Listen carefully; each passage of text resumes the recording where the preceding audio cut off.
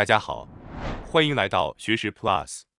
今天我要给大家介绍由脚骨介药之先生所著的《长寿但大脑不衰老的人的习惯》这本书。我将通过一些2选1的小测试，来和大家一起了解哪些生活习惯能够帮助预防认知症。第一题，请大家来猜一猜，化妆的人和不化妆的人，哪种人更容易患上认知症呢？大家可以先稍微想一想。答案是，不化妆的人更容易患上认知症。为什么会这样呢？我们一起来看看。随着年龄的增长，人的体型和容貌都会发生变化。很多人逐渐意识到自己已经不再年轻，于是就开始穿得朴素，减少化妆，对时尚也慢慢失去兴趣。这个现象在男性和女性中都很常见。那么您可能会想，时尚和认知症有什么关系呢？实际上，时尚打扮可以让人保持好心情，有助于预防身心老化。近年来，在护理行业中，也出现了越来越多专门为老年人提供化妆、美发、美甲等美容服务的活动，目的就是通过这些方式来提升老年人的精神状态，保持生活积极感。比如，有一种叫化妆疗法的方法，就是专门通过化妆来提升老年人的生活质量和延缓认知症的进展。有研究发现，在养老院中，每2周为老年人进行一次化妆疗法，持续3个月之后，能够观察到认知功能下降的速度被有效抑制。为什么会这样呢？这是因为保持对外貌的关注和打扮，会刺激大脑中管理积极情绪和判断力的前额叶区域。这个区域一旦活跃，就能帮助维持大脑的年轻状态，降低认知症风险。所以，不管您几岁，保持一点点对外表穿搭的兴趣，不仅是为了好看，更是为了大脑健康。第2题，我们继续来做个小测试：常去新店和常去熟悉的老店，哪种选择对预防认知症更有帮助呢？请大家稍微思考一下。答案是，经常光顾新店对预防认知症更有益。为什么呢？大脑在接触新鲜事物的时候会变得特别活跃。年轻的时候，很多人喜欢去寻找新餐馆、新咖啡厅，尝试各种新口味、新环境，体验新鲜的感觉。但随着年龄的增长，很多人开始变得保守，更喜欢去熟悉的连锁店、固定的老店，点惯常吃的菜，甚至连座位都喜欢坐固定的位置。这种行为其实就是大脑老化的一个表现。随着大脑逐渐老化，人容易变得不安，喜欢待在熟悉、安心的环境里，避免接触新事物。这种情况不仅体现在餐馆的选择上，还包括听音乐。年轻时喜欢追最新流行歌曲，后来只听怀旧老歌；看电影，以前爱看新上映的热门电影，后来只愿意在家看老片；甚至旅游、购物、交友、兴趣活动，也都越来越固定，不愿尝试新体验。但事实上，当大脑面对新事物、新环境、新体验时，神经细胞会更活跃，神经网络得到锻炼，有助于延缓脑部退化。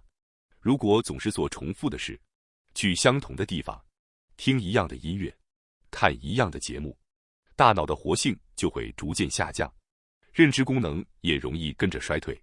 所以，虽然偶尔去熟悉的老店没问题，但为了刺激大脑保持年轻状态，平时不妨试着去一些没去过的店，点些平常不点的菜，或换个座位，哪怕是街角新开的咖啡馆，也是一种对大脑的良性刺激。保持尝新的心态和行动，就是预防认知症的一个简单有效的方法。第3题，继续来做个小测试：经常使用智能手机搜索信息的人和不怎么用手机搜索信息的人，哪一种人更容易患认知症呢？请大家稍微想一想。答案是，经常使用智能手机搜索信息的人更容易患上认知症。这个答案可能有点出乎意料，对吧？毕竟大家可能觉得，上网查资料、搜新闻，好像是动脑的一种方式，但其实过度依赖智能手机，反而会让我们的记忆力和思考能力逐渐退化。在现在这个资讯发达的时代，只要遇到不懂的问题，很多人第一反应就是立刻拿起手机搜索答案，而不再自己回想、琢磨或者请教别人。久而久之，这样的习惯就减少了我们大脑自主记忆、思考、判断的机会。如果长期不锻炼这些功能，大脑自然会慢慢退化。大脑就像肌肉一样，用进废退。当我们不再用自己的脑袋去回忆、分析、判断，而是把所有事情都交给手机、电脑，认知功能就会慢慢下降。因此，为了保持大脑活力，不要什么事情都依赖科技。遇到不懂的问题，可以先在脑海里努力想一想，或回忆一下相关的经历和知识。即使想不起来，也没关系。这个动脑回忆的过程就是在锻炼大脑。另外，开口询问别人和他人交流，其实也是预防认知症的有效方法。因为随着年龄增长，很多人变得不太爱说话，喜欢自己一个人。但说话、交流、表达自己的想法，能够刺激大脑多处区域的活动，有助于延缓脑部衰老。所以，与其一个人默默查手机，不如试着问问身边的人。您知道这个吗？既锻炼了记忆力，又促进了人际交流，对大脑健康很有好处。第4题，我们再来做一个小测试：储蓄多的人和不怎么储蓄的人，哪一种更容易患上认知症呢？请大家稍微想一想。答案是，储蓄更多的人患认知症的风险更高。这个答案可能又有点出乎意料。储蓄一直被视为一种美德，很多人都习惯节俭，把钱一笔笔存起来，为了孩子的教育、偿还房贷、养老生活而努力存钱。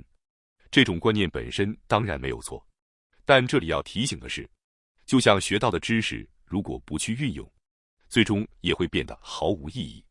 金钱如果只是存着，不去合理使用，也无法发挥它真正的价值。过度一味储蓄、舍不得花钱的人，容易减少生活中的刺激和体验，而缺少新鲜体验和积极活动，正是导致大脑老化的因素之一。其实，在花钱、做决策、安排生活开销的时候，都会调动大脑的前额叶皮质区域，这是主管判断力、计划力、创造力的重要区域。经常动用这部分脑区，可以保持大脑活跃，预防老化。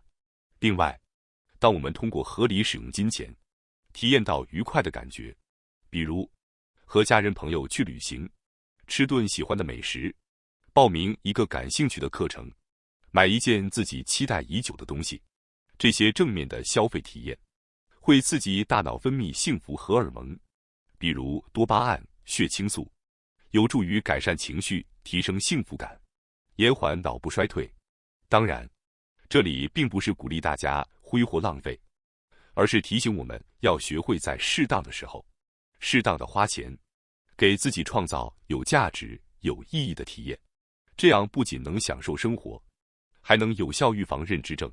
第5题，我们再来做个小测试：夜行生活和晨行生活，哪一种更容易导致认知症呢？请大家稍微想一想。答案是，夜行生活的人更容易患上认知症。为什么呢？其实我们的身体是根据体内生物钟在运作的，自然的节奏就是晚上感到困倦，早晨自然醒来。如果长期熬夜，体内生物钟被打乱，大脑就无法得到充分的休息，长期处于疲劳状态，可能会导致脑细胞损伤，影响认知功能。根据国立长寿医疗研究中心的调查，75岁以上的老年人如果习惯熬夜，患认知症的风险会大幅提升。特别是晚上11点以后才入睡的人，患认知症的几率比9点到11点之间入睡的人高出近2倍。所以，不管是为了身体健康还是大脑健康，都要注意保持规律的作息，尽量避免熬夜。建议在晚上9点到11点之间入睡，给大脑充分的休息时间，这样可以有效延缓脑部老化，预防认知症。第6题，电话通话和视频通话，哪一种方式更有助于预防认知症呢？请大家稍微思考一下。答案是，视频通话更有效。我们都知道，与人交流本身就是刺激大脑活动的重要方式，尤其是年龄大了以后，更要多跟人说话，保持社交，预防认知症。不过，有时候我们无法和亲朋好友面对面见面，这时候，视频通话就是最佳的选择。为什么视频通话比电话通话更有效呢？因为电话通话主要依靠听觉，而视频通话同时加入了视觉信息，能更全面地调动大脑。根据研究，人类通过五感接收的信息中，大约80%是来自视觉，所以视频通话这种包含画面加声音的交流方式，能更有效激活大脑，刺激认知功能。尤其是对于独居老人或者和子女朋友相隔较远的家庭，建议平时多安排一些视频聊天，不仅能预防认知症，还能增进感情，一举两得。第7题，泡澡和淋浴，哪一种方式更有助于预防认知症呢？请大家稍微想一想。答案是，为了预防认知症，建议泡澡，而不是只用淋浴。为什么呢？一般来说，温水的半身浴对身体健康很好，但根据研究发现，要预防阿尔茨海默病，热水澡的效果更佳，背后其实有科学依据。简单来说，阿尔茨海默病的主要原因之一是贝塔淀粉样蛋白在大脑中堆积，而我们大脑里有一种叫分子伴侣的物质，能够将这些贝塔淀粉样蛋白无毒化。您可以把贝塔淀粉样蛋白想象成大脑里的垃圾，分子伴侣就是专门帮我们清理这些垃圾的清扫工具。而当我们泡在40至42度的热水中大约10分钟，体温上升，体内的分子伴侣会增加，这种蛋白质能更积极地清理大脑中的垃圾，降低认知症的风险。但如果只是淋浴，体温很难达到这个程度，就无法有效促进这种蛋白的生成。所以，如果想通过洗澡预防认知症，泡澡的效果会更好一些。当然，温水半身浴对身体也有好处，但为了刺激大脑的清扫机制，偶尔泡个热水澡也是个不错的选择。第8题，追剧的时候，您觉得是每周按时看一集好，还是等全集出来后一次性追完更好呢？请大家想一想。答案是，每周按时看一集更有助于预防认知症。为什么呢？现代人看电视剧的方法已经和以前不一样了。有些人喜欢等全集更新完，一次性看完，也就是常说的刷剧。但从认知症预防的角度来看，每周分次观看效果更佳。这是因为，每周看一集的时候，你需要回忆上周剧情，回想角色关系、故事进展，同时还会预测下一集的内容。这些动作都会积极刺激大脑，提高记忆力和思考力。而如果一次性看完全部剧集，虽然当下很过瘾，但中间少了回忆和推测的过程，大脑被动接受信息，刺激量减少，锻炼的机会自然也就少了。所以，如果您希望在娱乐的同时还能锻炼大脑，推荐大家每周定时追一集，别着急一下子刷完，这样更有利于保持认知功能活跃。感谢大家收看今天的节目。